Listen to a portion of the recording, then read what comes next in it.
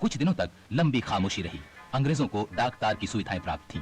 यही वजह थी कि उनकी सैनिक टुकड़ियां तेजी से आगे पीछे बढ़ रही थीं।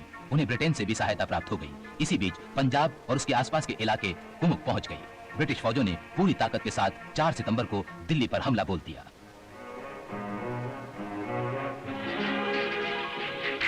सैनिकों ने इतनी बहादुरी के साथ युद्ध किया कि ब्रिटिश आर्मी के commander in chief general sir James Outram को कहने पर बाध्य होना पड़ा कि इससे पहले शस्त्रों की ऐसी लड़ाई देखने में नहीं आई। लड़ाई 7 दिनों तक जारी रही। अंततः अंग्रेजों ने तोपों की भारी गोलाबारी से कश्मीरी गेट को उड़ा दिया।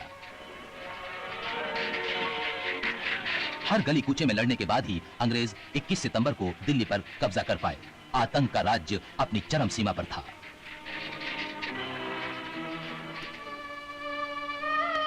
मेजर हडसन के वादा करने पर कि बहादुर शाह जफर के परिवार को कोई नुकसान नहीं पहुंचाया जाएगा, वो अपने छुपे हुए स्थान हुमायूं के मकबरे से बाहर आ गए और समर्पण कर दिया।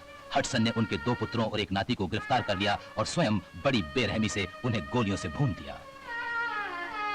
हडसन ने जब प्रताड़ित बादशाह से पूछा, आपने अपने आंसू पोंछ लिए? तो उन्होंने जवाब दिया, हडसन, बादशाह आंसू नहीं बहाया करते।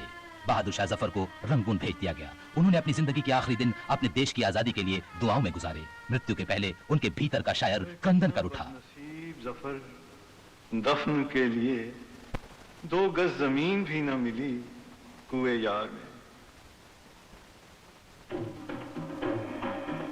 5 जून 1857 को झांसी में भारतीय सैनिकों ने विद्रोह कर दिया।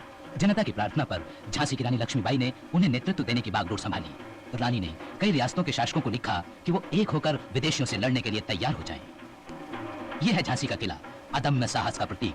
इस किले के हर पत्थर, हर दीवार पर हजारों स्त्री पुरुषों के रक्त के निशान उनके असीम बलिदान की याद दिलाते हैं जो उन्होंने राष्ट्र की स्वतंत्रता के लिए दिया। मार्च 1858 में जनरल ह्यू रोज के नेतृत्व में अंग्रेज सैनिक टुकड़ियों ने झांसी पर हमला बोल दिया। रानी लक्ष्मीबाई के नेतृत्व में उनके सैनिकों ने अंग्रेजों को अपनी बहादुरी से रोके रखा। ये तोपें गौस खान के हाथों तले कभी आग उगलना न भूली। यहां तक महिलाओं ने भी इसमें बढ़ चढ़कर हिस्सा लिया। 4 अप्रैल 1858 को जब स्थिति गंभीर हो गई तो रानी लक्ष्मीबाई के सैनिकों ने उनसे झांसी छोड़ देने का आग्रह किया। रानी ने इस द्वार से झांसी छोड़ी और तात्या टोपे, बांदा के नवाब राव साहेब और अन्य स्वतंत्रता सेनानियों से कालपी में जा मिली।